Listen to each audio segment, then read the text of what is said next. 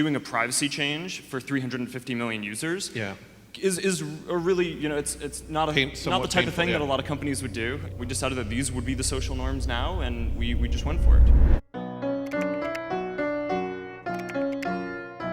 Google is effectively a $500 a year service because that's the value of the data that you're providing. If they use 10% of that data, they're going to be the most valuable company ever. Companies that you've never heard of claim to have about 1,500 points of data on the average American citizen. Is it hard to go through it and actually find specific details about a person? No, that's super easy. Within a couple of minutes, you can figure out what people voted for, what psychological problems they have, what parties they've been to. They're saying it's because I agreed to the latest terms and conditions on iTunes.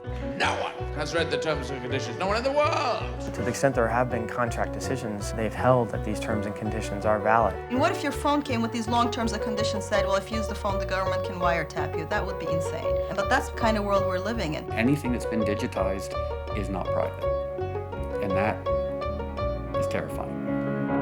For the government to get information from a Google or a Facebook is a lot easier than the government doing it itself and putting a wiretap on our phones. You have to put these powers into somebody's hands. Like social networks in recent times.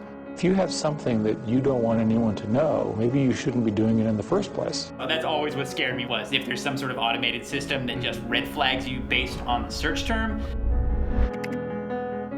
You can see that surveillance measures are being used to silence protests before they even happen. Boom, NYPD SWAT, their bulletproof vests on, their guns drawn. I was like, are you being serious? Are you actually holding me because of a tweet? So we were locked away in Lewisham Police Station for 25 hours. All these powerful institutions, they're not subject to the same invasions of privacy as the rest of us are. So far, the population seems fine with it. If they weren't, they know who to call.